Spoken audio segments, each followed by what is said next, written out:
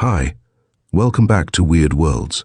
If you enjoy my content, please consider hitting the like button. It's the only way the YouTube algorithm notices me. The Veil of Tanit is a supernatural thriller with dark rituals, forbidden power, and fate. Set in the desert of North Africa, the protagonist, an ambitious and manipulative man, becomes obsessed with the mystical Veil of Tanit, believing it will grant him godlike power. The Veil of Tanit, by Eugene de Rezske. Strange Tales of Mystery and Terror, March 1932. Karl Marquardt, traveller and adventurer, was thumbing a catalogue case in the reference department of the Great Library at 42nd Street and 5th Avenue when his attention was suddenly drawn to the face of a man at the next table, similarly occupied. Marquardt's prolonged regard was strange, for, to the ordinary observer, there was nothing about the man to attract the slightest notice. Small and pudgy of stature, soft-looking, unobtrusively dressed, he was altogether the mousy sort of person one would expect to see bending over a ledger at a high desk or in a minor professorial chair. It was something on his face that was in utter contradiction to this appearance that so held Marquardt. Not his features, for they were in absolute agreement with the rest of him. No, it was the tan on that face that amazed him. Marquardt had just returned from a little adventure in Al-Yemen in Arabia, to his no small profit incidentally, and Marquardt had just such a tan himself, perhaps slightly lighter if anything. Now Marquardt knew tans. There is a world of difference in tans. There is the tan you get in the Canadian woods of a summer. There is the tan you acquire in Florida of a winter if you can afford one. And there is the tan that burns into your skin under the Congo sun in a season's big game shoot. This stranger's wasn't any of these. His tan was nothing but a desert tan. A little closer inspection, and Marquardt narrowed it down, either to that of the Sahara or to the Arabian. There was not the slightest doubt of it, he decided. No other sun ever produced that combination of color, that dark brown that in certain lights took on a purplish hue and radiated darkly emanations of stored heat. Marquardt was tremendously interested. What business would such a person have in mid-Sahara or deep Arabia? He forgot the book he was looking for and became lost in this speculation. The stranger turned and, seeing himself observed, became nervous. He gave Marquardt one startled glance and hurried off to the ticket desk. There he handed in his slips, got his seating ticket, and disappeared into the reading room. Marquardt's amused eyes looked after the scurrying figure until it was out of sight, and then he followed. As he entered the reading room, Marquardt took the first book that came to hand from the shelves inside, located his quarry, and took a seat some distance away, but one which afforded him a plain view of the little fellow. His curiosity consumed him. A regular bloodhound for the strange, the unusual, the bizarre, the exotic. Marquardt's accurate observation told him that here was a riddle and an enigma. Could he solve it? Perhaps if he caught the man's eye, if he smiled at him casually and had a smile in return, so that he could go over to the man and say plainly, "My name is Karl Marquardt, and I also have just returned from the desert, where I had a pretty little adventure. If you've nothing to do in the next hour or so, let's tell our respective stories to each other." Idle thoughts these as he sat slumped back in the chair, his eyes on the man. The stranger suddenly raised his head from the book. Their eyes met. Marquardt essayed a slightly embarrassed smile. It was, he felt at once, rude, uncalled for. He was prepared for a glance of contempt in return. But he certainly wasn't prepared for what followed. As their eyes met, the stranger's face blanched under the tan, went pale. His eyes, even from that distance Marquardt saw, distended with nothing less than terror. It was a look of such haunting fear that it froze Marquardt's smile on his face. The man arose abruptly and almost ran out of the reading room. Marquardt decided that he had gone far enough. Plainly, his interest had disturbed the little man profoundly. Well, that was that. He tried to read the book before him, to forget the strange episode. But it was no use. He wasn't in the least interested in the economic aspects of the Industrial Revolution in England. He shut the tome with a bang that brought him some nasty looks from the readers about him and slunk out of the reading room. In no hurry, and still thinking of the incident, he took the steps down to the Fifth Avenue exit. As he neared the bottom, that unfailing perception of men who have known and contended with nature in her primitive moods told him, even in this great marble hall, that he was being watched. From the corner of his eye, Marquardt searched the hall. Sure enough, there, behind a marble column, was that unaccountable man, his eyes riveted on Marquardt. Marquardt thereupon turned and smiled. The man left his position and walked over to the water font further down the hall. Marquardt smiled to himself as he saw the fellow take out and swallow a powder paper and drink it down with water. Just what you'd expect, Marquardt mused. One of these after each meal, Mr. Smith, he could almost hear the doctor saying, and one before going to bed. It will do your liver a world of good and tone up the system. And how's business, by the way? And certainly it was an amazing tonic, that powder. For, as Marquardt stood there, the man came toward him. Gone was the fear in those eyes, the shrink in the body. The man came over with a quite genial smile. I see you are interested in me. Yes, very much indeed. The obvious retort, why, didn't come. Instead, the little man regarded Marquardt steadily for a moment with a quizzical, puzzling, unfathomable look. My name is Karl Marquardt. The man smiled. Names, do they matter? Call me Smith if you wish. And again that puzzling look now spread to the corners of the mouth in a wry little smile as if he and Marquardt were both in on some droll story. Smith? Smith. Why, that's very suitable. Just the name I had in mind. How do you do, Mr. Smith? Mr. Smith looked at his watch. I have just half an hour, Mr. Marquardt, before an appointment. I have no doubt but that you'd wish to accompany me for a little walk there. It's a beautiful day. Why, I'd be delighted, Mr. Smith. I won't deny that I'd like to hear you talk if you would. I'm sure the story— Oh, yes. The story. It is an amazing story, Mr. Marquardt. Simply astounding. I shall tell it to you. Mr. Smith slapped his thigh and went into a burst of laughter. Yes, that would be effective. That would be the thing. I shall tell you what happened to me in detail, and you will be the only man to know it from beginning to end. Yes. From the very beginning to the very end. Otherwise it would remain forever untold. First of all, because I don't know a soul I could tell it to. And secondly, it happened to me. To me, you understand. That in itself is astounding. They walked through the great doors and were soon on Fifth Avenue. Mr. Smith turned downtown with the silent Marquardt at his side. In the sweet spring sun, the little man expanded and became animated. He began his story, and Marquardt forgot the sun and the sky, the time, the place, the circumstances. For he was listening to one of the strangest stories in all the annals of adventure. Until 2 years ago, Mr. Smith began, there was in all the world but one individual with whom I was intimate enough to call him friend, and he is gone. When I was a boy, I was a puny little fellow, and soon learned to turn inward that normal energy which only brought me insult and ridicule from my schoolfellows. I had a strong sense of life, of adventure, of daring. I built castles and dreamed dreams. My physique chained my energy but not my fancy.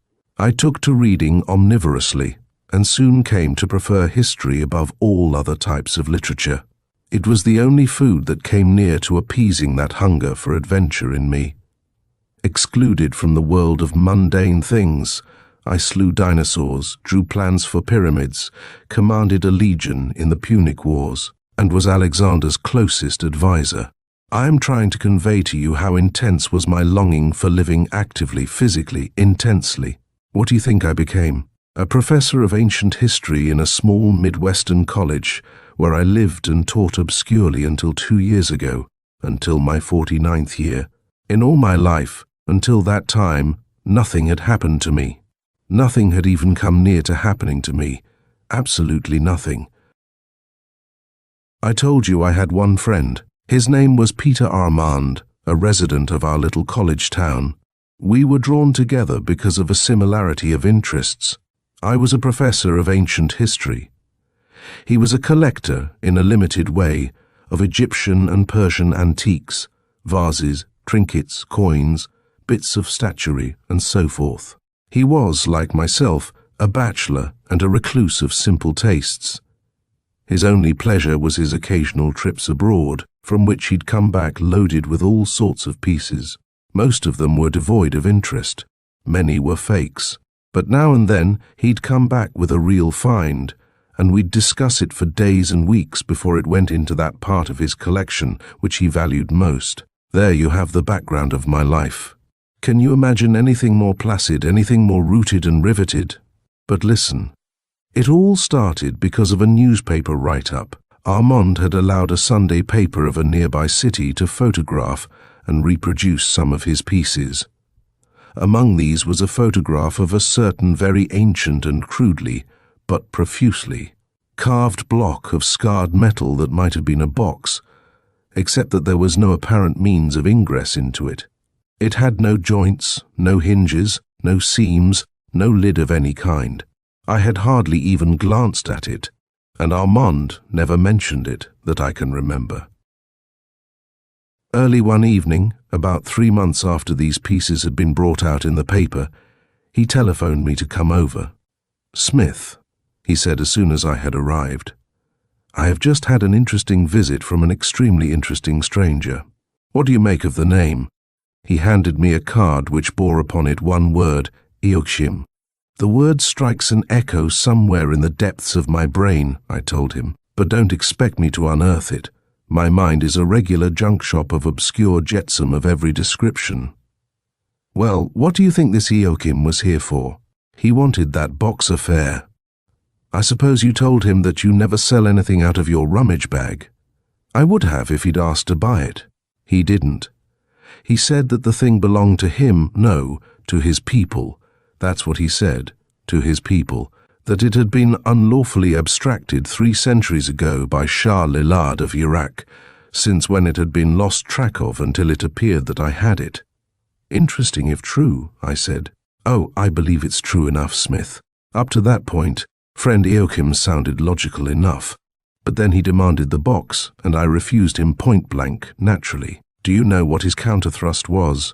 A good old-fashioned magic threat. He said that he was in no hurry. He'd get it all right after my doom had overtaken me, just like that. "Let's see the box or whatever it is," I said. "There must be something to it." About an hour later, there came a telephone call by long distance from the next state, where a brother of Armand and his old mother lived on a farm. His brother was on the wire.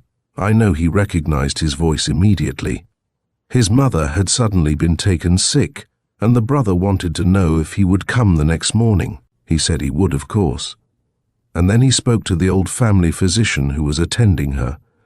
After he hung up, he decided he would not wait until morning after all. He telephoned an automobile renting firm in the city and engaged a powerful car with a chauffeur to make the trip then and there. I remained in his house intending to give this antique a real inspection. I was all alone, Armand's housekeeper having left for the night. I lifted the metal block from its pedestal and brought it onto the large library table and under a strong reading light. I wondered then how I had ever missed noticing the thing, for, from the first close glance, it captured my interest completely. I knew I was in for a work of hours, so I decided I'd stay over, and to make myself comfortable, I went upstairs and brought down a suit of pajamas, a dressing gown, and slippers. There was a couch in the library, and intending to sleep here if sleep could tear me loose from that box, I donned the pajamas and robe and went to work. The antique was about 2 feet square and about 1 foot deep. It appeared to be made of bronze, roughly hammered. The carvings I mentioned covered its every surface.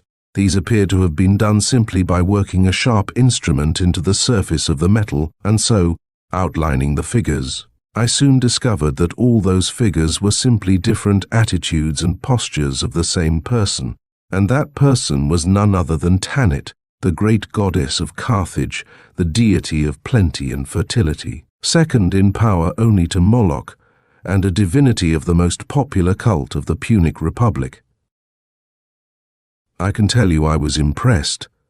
If the thing was genuine, it was a rarity of rarities. For the Romans did such a thorough job in the destruction of Carthage that, although its civilization was contemporary with that of Rome, research had discovered little that would permit us to reconstruct its life directly. All we know of Carthage is still in the writings of Romans, their inveterate enemies. Nevertheless, even the prejudiced Romans attest to the perfection of its crafts and the splendor of its arts. That was why these crude carvings puzzled me so. The thing had so patently been intended for permanence that the indifferent workmanship of the figures was puzzling, paradoxical. I studied the figures and noted that the attitudes of Tanit were distinctly threatening, warlike. She was represented with a sword, with a brand of fire, with a bowl of pitch and sulfur. In other postures, she seemed to be hurling anathemas, uttering fearful curses, and so on. Not once did she appear in her natural character as the placid and voluptuous Tanit, whose business was the very opposite of war and destruction. The problem presented by these two, the art paradoxes and the strange crudeness of the attitudes of Tanit, threw me into a fever of excitement. To a professor of ancient history, this in itself would be in the nature of an adventure. Suddenly, I remembered that Armand owned a very powerful magnifying glass, so faint that even by the aid of the glass, it took me hours to decipher it, was an inscription in Roman characters, sandwiched in between the figures.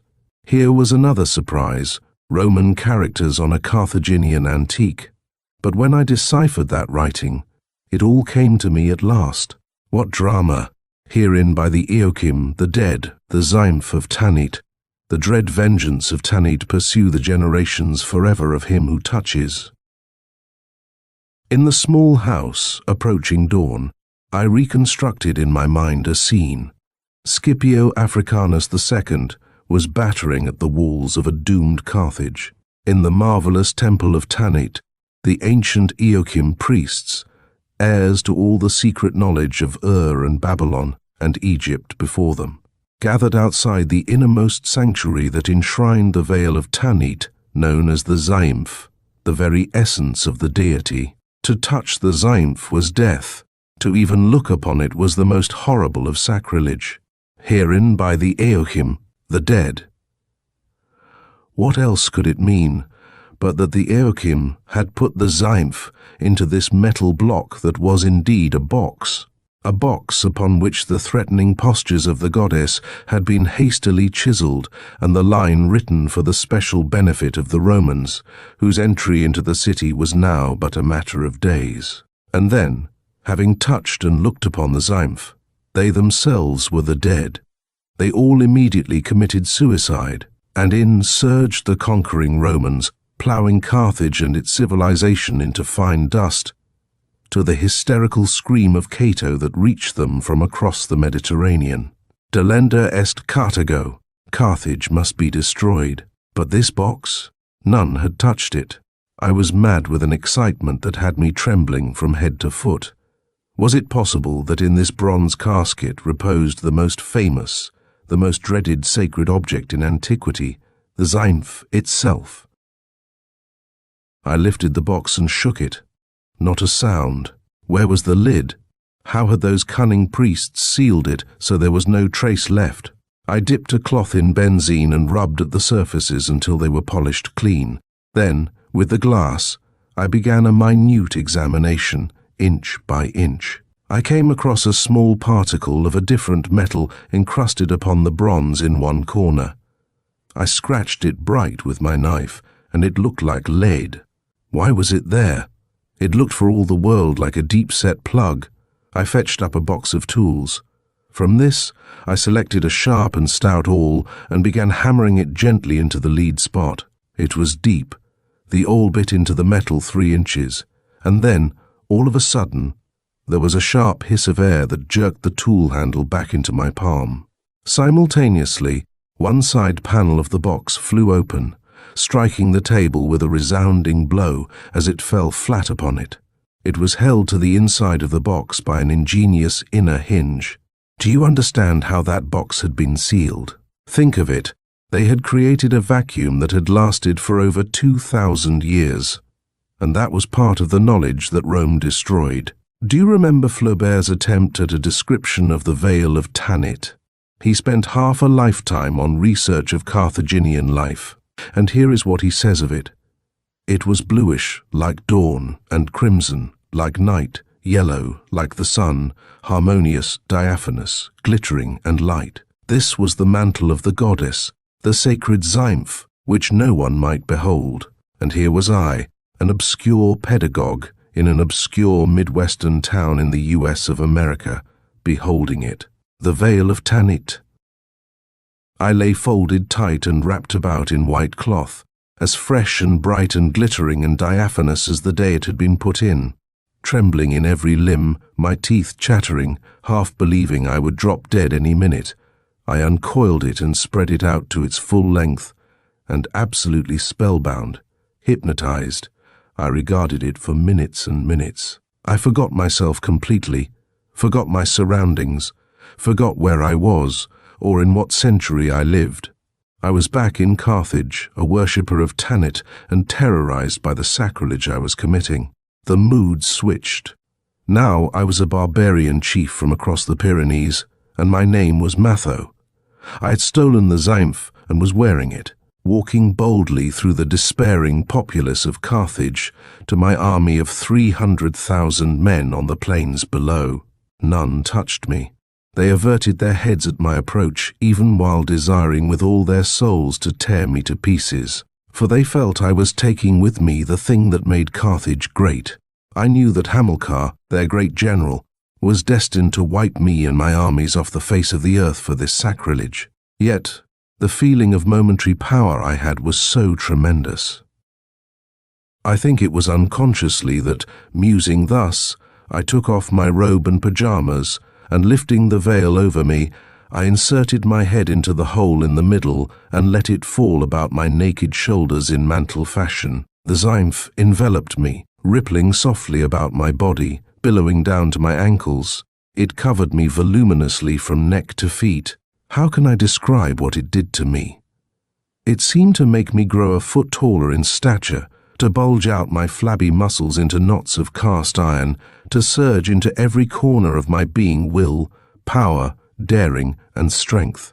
The sharp ring of the doorbell broke rudely into my little act and threw me almost into a fit. Hastily I drew on my clothes over the Zymph, hardly conscious of my surroundings. I closed the box and put it back on its pedestal. The doorbell kept ringing. When I opened it, a stranger stood at the threshold. He had on an ordinary business suit of blue and carried a cane. He was rather tall and spare and very dark. On his chin was the strangest beard I had ever seen.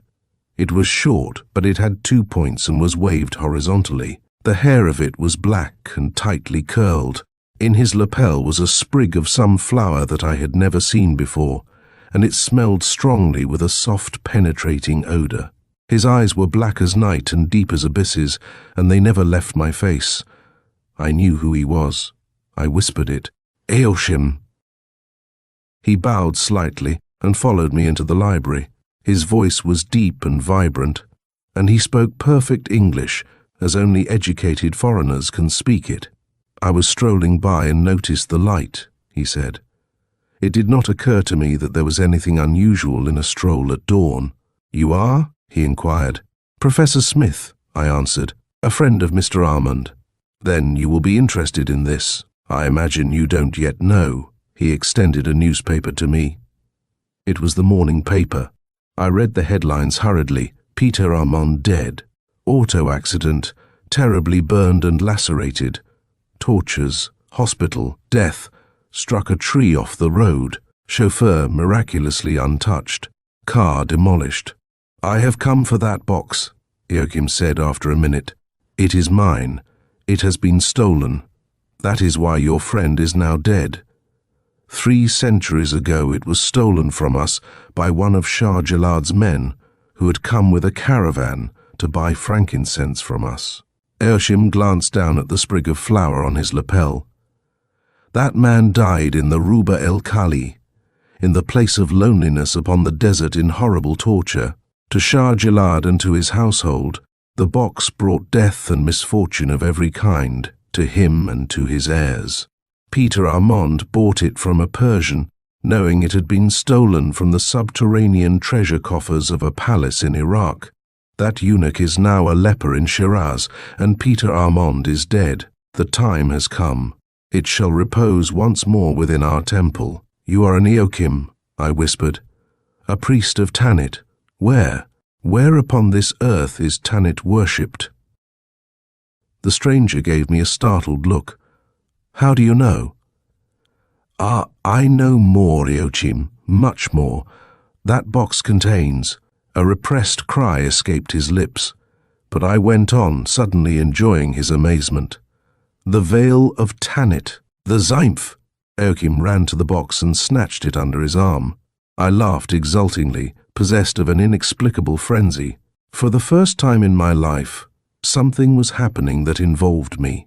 Something that I felt was smeared with the brush of danger, stamped with the seal of adventure, signed with the leering signature of death itself. Now was my chance to plunge into the thick of it. I laughed hoarsely. "No, Eochim, it is not there. The Zymph is gone. The box is open.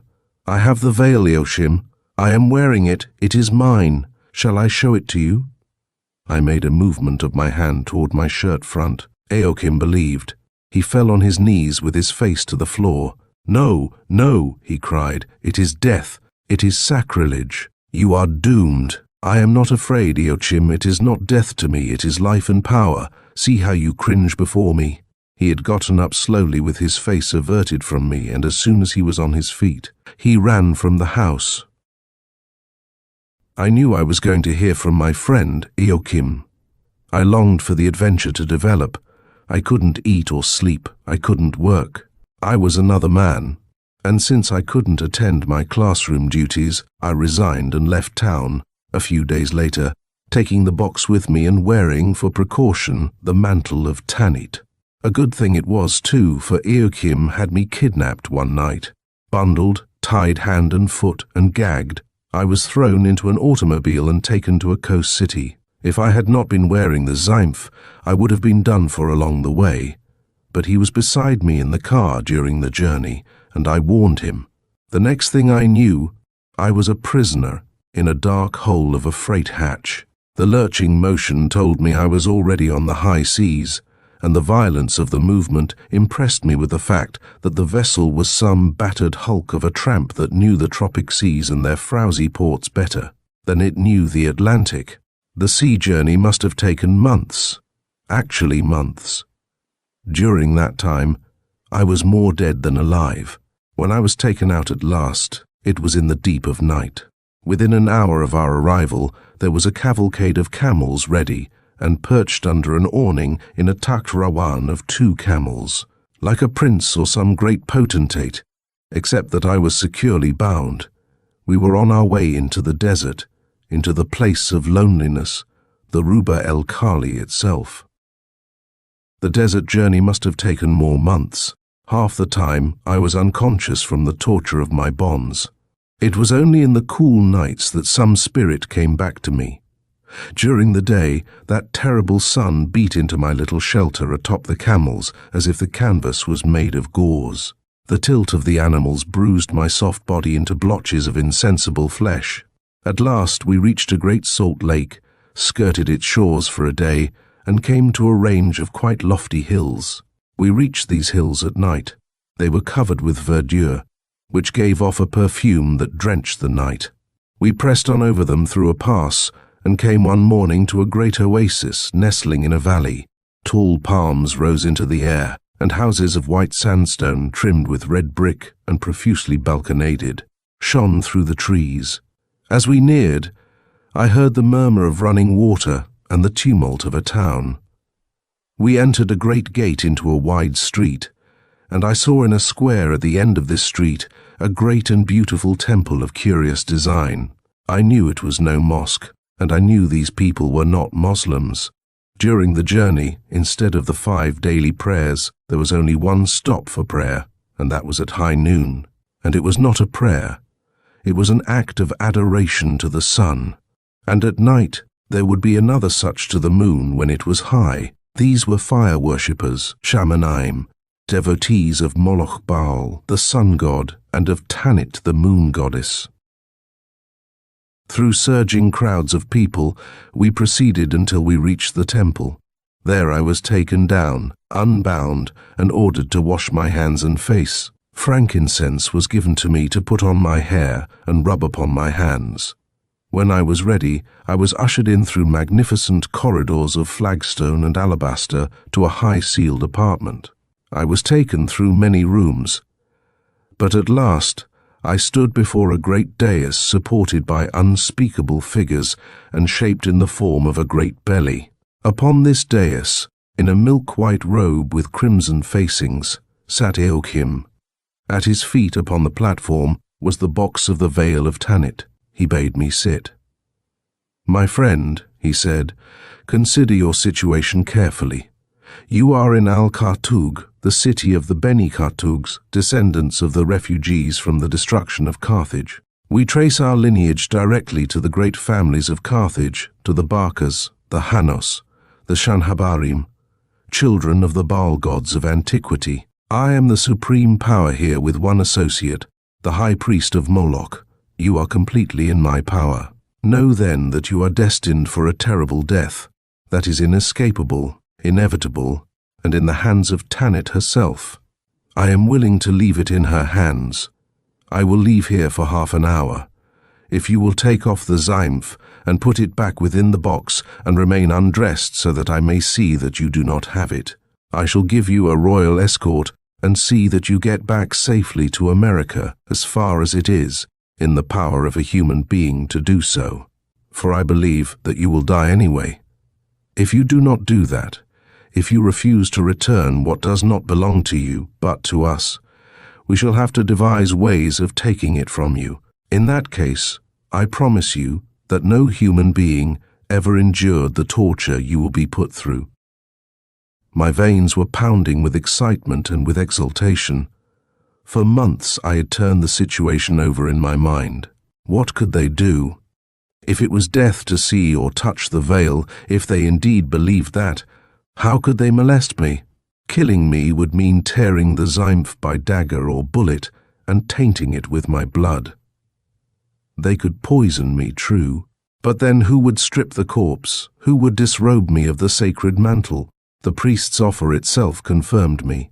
I myself was to put the zymph back into the box, and the only way he would verify that would be to see that I did not have it on me. What belief in the veil, in its sacred character and in its powerful taboo, that signified? Was I going to cheat myself out of playing such a role as I could see unfolding before me?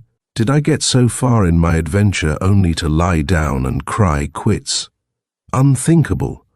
I was going to go through with it, death or no death, torture or no torture. The feel of the zymph next to my skin sent a wave of power and exultation through my whole being. "You can have my answer right now, Eugene," I cried. "It is no. And what are you going to do about it?" At this juncture, another man entered. He was an impressive-looking individual, extraordinarily tall. He wore a toga of shimmering yellow, and on his breast, a shining plate set with blazing jewels. His beard covered his chest and almost hid a face cast in evil lines. Eugene stepped down from the dais, and they engaged in a whispered conversation. Eugene's face was troubled, but the other one's shone with an ironic malignancy. I knew, of course, that the tall one was a priest of Moloch by his robe and the equality with which the two conversed. He was the high priest and also co-ruler with Eugene. If Eugene asked his counsel in the dilemma, he got no help from the Molochite, for the latter soon left, laughing as if at a joke, and casting what I took to be a glance of admiration in my direction. "Whatever your motive may be," Eugene said to me after an interval. "You are certainly a man of great courage. Who would have suspected it?" He had a charming smile as he spoke. In fact, the fellow was, by every standard, a gentleman.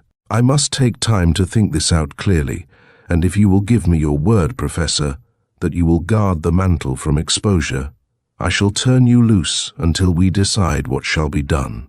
Don't think of escaping.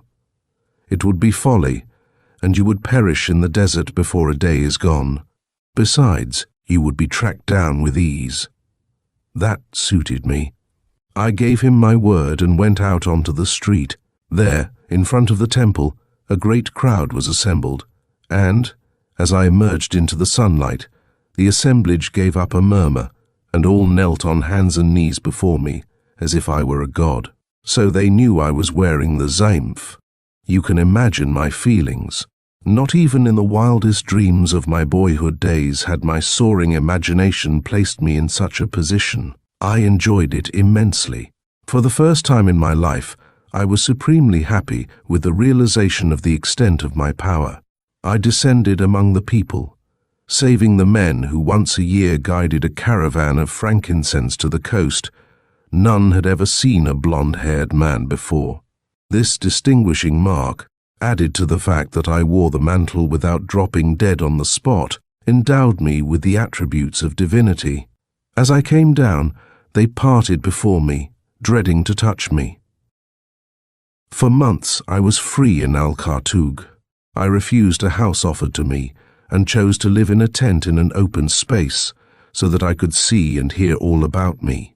They spoke Arabic, a tongue whose roots I am familiar with, so that it was not difficult for me to piece their talk together. And I circulated freely among them, and was treated everywhere as if I were a valuable piece of delicate china. Continually, I marveled at the inaction of Eugene, whom I seldom saw, but at length I understood the reason from snatches of conversation I overheard and the character of political undercurrents that I caught. It seems that the town was split into two great factions, the supporters of Tanit and those of Moloch. The Moloch cult had enjoyed the greater power since the disappearance of the Veil these 300 years. They were loath to see the other party come back into power, which the recovery of this sacred object would certainly bring about. For Tanit was a cult devoid of the cruelty and the bloodthirsty character of Moloch, and the Veil was by far the most sacred symbol in their entire religion. Ahrim, the high priest of Moloch, therefore, had been putting every possible obstacle in the way of Eugene to recover the Veil. I learned that it had been proposed to cast chances so that he upon whom the symbol fell was to either strangle or poison me. That is, kill me in a neat and bloodless manner, then strip me of the Veil, return it to its box and commit suicide. It was this plan of Eugene's that Ahrim opposed, and he was strongly upheld in his opposition, of course. No one wanted to take the chance. Eugene was in despair. Not only was Ahrim's opposition gallingly effective, but another factor had now entered into the situation. I had personally become quite popular. There was no doubt but that the Beni Khartougs took to me from the first. While they were careful not to come in contact with me, they continually dogged my footsteps, and I had only to wish for something, and it would be brought and put down within my reach. Incredible as it seemed, I knew that little by little, a third party was taking shape in Al-Khartoug, my party. I suddenly began seeing visions and dreaming dreams of superseding both Tanit and Moloch, banishing their priests, and founding in the Ruba el Khali a little kingdom of my own, reigning as a god-king, taking a queen, and passing the title on to my heirs. There was only one flaw to this dream, and that was Tanit. Yes, despite myself, I had a sneaking respect for her power. Not all my learning, my own religion, nor any power within myself had been able to do for me what the Veil of Tanit was doing. It, and it alone, kept me, preserved me, raised me to the heights where my secret desires had ever been enthroned. How could I help believing there, where the civilization of the Occident is as unreal as shamanism is here on Fifth Avenue? Fool that I was, I couldn't wait for events to ripen. I precipitated matters by proposing a truce to Eokim. Again I was before him in his apartment, telling him of my plan, clothing it in wily words. "I have you cornered, Eokim," I said, "and you know it. If any harm came to me now, you would have to reckon with a factor you never thought of: my popularity. Listen then to my proposition. I like Al-Khartoug. I will renounce the West completely, and, I assure you, without a twinge. Let us make an alliance, working to one end, the elimination of the worship of Moloch. Let us enshrine Tanit and Tanit alone. With the veil it will be possible. I shall wear it on me all my life. Only when I come to die will I restore it to its casket, so that it may be placed in the sanctuary of the temple. There is your solution. In return for that, make me a ruler with you in Al-Khartoug. With your party and my popularity, we can do it, despite Ahrim. And then, in our lifetime, you will see, we will raise Moloch to the dust." His eyes glowed. I had struck home, I knew. I admired my own Machiavellian finesse. It did not occur to him that in the back of my mind, despite my apparent respect for Tanit, was a plan for the eventual elimination of that pagan goddess also. It was such a dream, I thought in my ecstasy, as marks the beginning of empires and the birth of dynasties. He sprang from the dais and walked about the room. "There are more private chambers in my apartment than this," he said. "You should have warned me of what you had in mind first. If the priests of the Moloch Baal heard you, they would throw you to him to burn, veil and all. I cannot afford that. Leave me now until I talk it over with my people." I left, sobered somewhat. At the door of the temple sat a beggar cutting a piece of bread with a dagger. An impulse came over me, and I stopped to snatch the dagger from him. He let it fall from his hands and cringed away from me. I picked it up, stuck it in an inside pocket, and walked on. That night I awoke in my tent to the sound of footsteps without. I sat up with a lurch as the flap parted, and the tall figure of Ahrim stopped to enter. He came to where I lay and regarded me with a venomous smile. "You are an ungrateful dog," he said evenly. "But for me, you would have been food for the vultures these 3 months. Do you think I am Ahrim, right hand to Moloch Baal himself, for nothing? Walls speak to me, and the innermost secret of the crawling ant is written in plain characters for my eyes. Now, even the Veil of Tanit cannot save you, for the Moloch is greater than she, and his vengeance comes first." He spat on me and then bent down and picked me up with one powerful hand. I snatched at the dagger in my pocket, and with a frenzied sweep of my arm, I let him have it in the ribs. It sank in with a soft crunch. Surprise and agony spread upon that evil face, and he dropped to the ground. I raced out of the tent, sped through the deserted streets to the temple of Tanit, and reached the door of Eokim's apartment. My wild knocking was answered by a sleepy priest who was armed with a scimitar. He fell away before me, and in a few moments I came upon Eokim, who had risen at the noise. "I have killed Ahrim," I gasped. "What shall I do?" He gave a groan. "They will feed you to Moloch. It mustn't be. Come." In half an hour I was perched on a camel with one companion to lead me through the desert, and I can still hear Eokim's words ringing in my ears. "He is taking you by the long way to Makalla. If you get through, take ship from there to Aden and seek the protection of the British. Wait for me there. It is very likely that now Ahrim is dead, I may accept your proposition in good faith.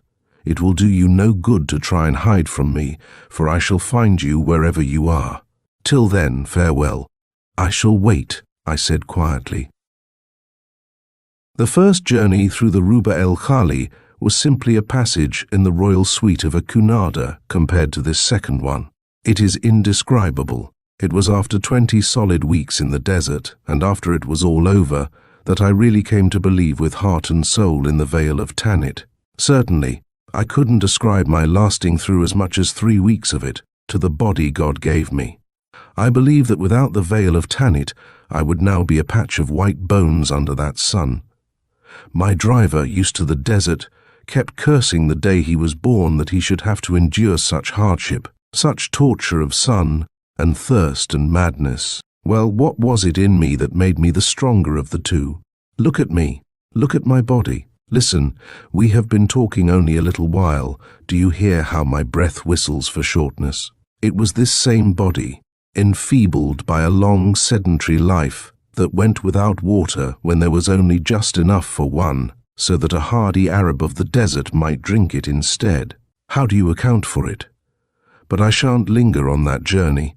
Accept it as a miracle that we reached Makalla after 20 weeks in the Ruba el Khali. There I boarded a filthy native fishing boat and reached Aden at last. And miracle of miracles, when I got there, Eugene was waiting for me. It was in the library of the government house that I had my last interview with him. Arim, he informed me, was recovering from the wound. It was now impossible for me ever to return to Al-Khartoug. Eokim had brought the box with him. He pleaded with me to return the veil. No, I answered. This thing must be played out to the end, Eokim. When I am wearing it, I feel like a god. Without it, life would become empty, dull, meaningless. I would be what I was, a particle of nothing. And I refuse to be nothing if I can help it. I have been that for close to 50 years. Others have climbed the ladder. Others have fulfilled their lives. I have the same right despite the form in which I was cast. I will do only this for you. I will make a will in which I shall bequeath the veil to you and your successors when I die. For a long time he didn't speak. When he did at last, his words were charged with fate, with prophecy. My friend, he said, you are living in a fool's paradise. Tanit is playing with you, for she has her playful moods. And you are responding like the puppet you are. But I tell you this, some day soon, you will forget or neglect to wear the Veil of Tanit. That day will be your day of doom. You will die. Whether by the caprice of Tanit or by the hand of one of my men, wherever you are, you will die. And you know very well that Tanit's vengeance is not mild. Remember Peter Armand, remember the leper eunuch. With these words he left me abruptly and forever. Professor Smith had stopped in front of a building some minutes before he came to the end of his tale. Marquardt did not even look up, so absorbed was he in the story. Smith paused for a long while. His next words tore into Marquardt's consciousness. Those last words of Eokim have burned into my brain. Some day you will forget to wear the veil, he had said. I resolved to make a test of that, in short, to see my adventure through to the very end, to squeeze every last drop of juice out of it. Today I took off the veil, put it in its box, and went out without it. On the box, I left instructions for its disposition to Eokim should I fail to return within 48 hours. I then divested myself of every possible mark of identification so that if I was to die, I would do so anonymously and without trouble. This I owed to Eokim. I went to the library. There I saw you, and I noticed you watching me, marking me. I saw you follow me into the reading room and smile at me. You knew. I saw you follow me downstairs. I was sure then. You are one of Eokim's men. By your hand I was to die. I was caught. There was no Zymph to save me. Professor Smith swayed suddenly, and Marquardt attributed it to his inordinate excitement. He decided that Smith must be demented, of course. But he lay on Marquardt's arm like a dead weight, and Marquardt eased him to the steps of a building. Smith's eyes opened and a smile came to his lips. He looked at his wristwatch, and Marquardt had to bend close to hear. This was a half-hour powder. It's fast, by 2 minutes. I foresaw everything. I owe it to my friend Eokim to save you from a possible death penalty. My regards to Eokim. I even came here. Here! Save trouble. No regrets. I have lived. And then Smith was no more. Marquardt shivered in the spring sunlight. He looked up at the building over the heads of the crowd that had quickly gathered. With a gasp, he saw that Smith had led him to the threshold of the morgue. End of The Veil of Tanit by Eugene de Rezske.